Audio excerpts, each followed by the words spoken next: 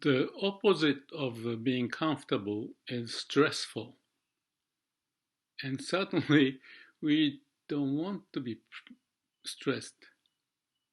But looking back my life, there are some inevitable situations that I have to go through the stress to get out of it using the wisdom or some creative response to the situation. But I also realize that more often than not, I create my own stress. That sounds ridiculous. And I have gone through meditation and Zen experience for 30 years, maybe more.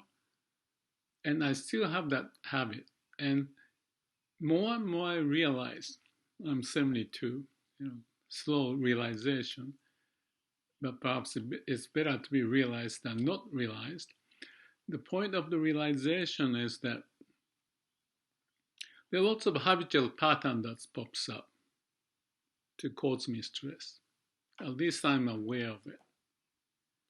When, because of the vipassana, for example, or some meditation experience, when the stress or the impetus, the desire to rush into something, even though you may have very small amount of information, the old habit may pop up and then try to take some action. It's like a flight or what's the word? Flight or flee. Certain hormone may pop up and the heart may beat faster and the breathing goes faster. In the meantime, I may realize, or often than not, perhaps I don't realize that I am in that state of flight or flee, stressful situation, which is self in which is self-induced because of the habitual pattern developed over time. And I also realized that that habitual pattern that pops up and take over beyond the reasonable, rational response is beyond my control in many ways. It's in my unconscious part of the brain. It's not something that you can digest and change and be rational about, but rather autonomic kind of response so that it's a bit beyond my reach if we're not careful. If we cannot identify the point when the breathing goes faster or heartbeat faster or blood pressure goes up, if you notice as early as possible at the proper moment, you can make a judgment, quick judgment. This is useless. I've done it before, I don't have to do it, or things of that nature. And it becomes autonomously controlled so that you develop the good habit, but still they are deeper part of my brain and body system, the nerve system, triggered some action. And I know, studying the process of biology or animal behavior, human behavior, understanding the physiology and how the hormone, all that kind of stuff respond. I'm not a scientist to the degree, but I also know that. For example, if you get upset after 9 seconds, if you don't do anything, it will subside. Upset, angry, or whatever. But if you, like old story of counting 10, it's quite appropriate. Or you can use mantra, or you can just focus on breathing, or just look outside and notice your sensation in your finger, or anything like that, if you can train yourself to be like that, to address the issue, which is a yearly, long-term process we have to cultivate, to develop, because originally when we are born and looking around and perhaps I may have had the occasion of looking at my father or mother, not to complain, because it's a generation to generation kind of process, that they may have certain reaction to certain event, and I felt that was important without knowing what's important is, because you're just a little child. But looking at my father being happy by addressing the issue, although he was acting very hastily, let's say if there's such a situation happening, as a little kid, without much reference developed and plugged into my neural system, I learned that, well, if A happens, B is the result, and then you get the C, which is a smile. And the sequence of events started by looking at my father being reactive and take some action, and it succeeded, or something like that.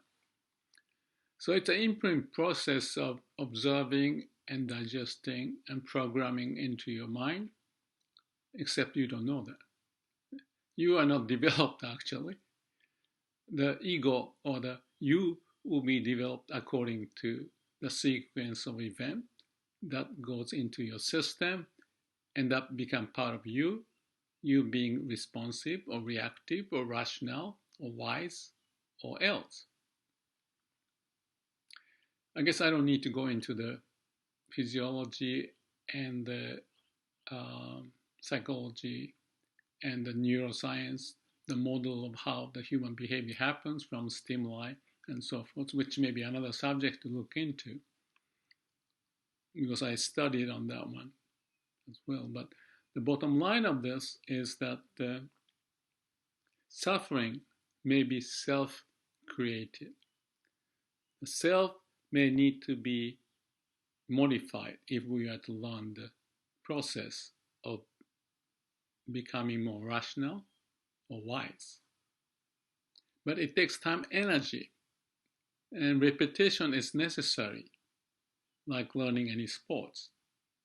And if you are older, unfortunately, it takes more time, because it's a cumulative thing, like experience curve. It's just exponentially percentage increases if you keep repeating the same habitual pattern. It gets ingrained in your system. So earlier the better to learn the way to be wise. So in my case, I had some Zen and meditation experience and whatever. Each person is different, but if we are awakened or realized about the necessity and the need of what can be done, no matter what the situation is, the age and the pattern that is showing up, we need to address that.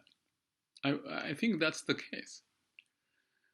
So it's quite proper, for example, vipassana meditation, the Goenkaji, who share this with so many people around the world, and I'm one of the beneficiaries of that, attending the course and learning to be more awakened. He practiced that in the prison. That totally makes sense. The people in the prison, I assume, or most likely, they did something wrong. And how much of their doing wrong is due to their own behavior or something related to the child time experience, early age experience, or whatever the case may be. Someone said when someone else, some person commit crime, society is responsible. That's Daisetsu Suzuki, I believe, the Zen scholar. I've read most of his book. I respect, and I believe that comment is quite proper. We have a way to contribute to the society's future because we are part of the society and we interact, and good behavior may be promoted more, but behavior may be also promoted depending upon the situation. So depending upon how we behave, whether as a parents or friend or at work or in hobby, whatever the situation is, and that is interactive process reinforces certain learning, good learning or bad learning, and the decision has to be made, just like a democracy, the election. Nothing is guaranteed. Democracy has to be fought or earned to process to get the better society. And there's no easy win, and once it's done, it's over. No, it's not going to be like that. The life is a process. Each of us has way to do something about our own behavior. So the bottom line about this suffering, we may cause our own, but we need to address it. We need to know what's going on in ourselves, what we can do. And if we don't change, we may repeat the same behavior. This is a serious issue. It's a wonderful issue that we can be better if we are doing the right thing, growing, learning, becoming wiser. So no matter what the situation is, we need to, I believe, we need to, or we want to, work on this. If we don't notice and repeat the same situation, that would reinforce our learning and delay our enlightenment or awakening to become wiser. And if we get wiser, maybe we address another layer of the problem with that principle, not reacting, learning the good habit, and we see things better next time. And maybe influence not ourselves only, but others as well. So let's understand that process. Let's inculcate in ourselves not to repeat the mistakes, because it only reinforces the chance of another mistake in the future. As early as possible. Today is the day one. Tomorrow is another day one. We keep learning and working out the solution. No matter what the background is, what age we are, what race, and what parents we had, or what education we had or we didn't have, but the information is available if we are willing to look for it. So hopefully, I'm sharing my conviction or belief related to my own life and my own habitual pattern, my own stupidity or unwise behavior. And I'm sorry I've done lots of many unwise situations for those who may have had the influence. But let's have this day a day one. Every moment, a new moment, to reinforce what we can with truthfulness and sincerity, so that we see us growing for our own sake and for our society. Let's keep coming back to this issue over and over, because it's a matter of repetition to change the behavior from bad to good, or erroneous to more truthful, or just careless to more sincere, so that our life we can be happier, less troublesome, be wise and compassionate. That's my promise. And let's work together by each person, but to promote this idea whenever we can. to reinforce and share the result if it makes sense. Thank you.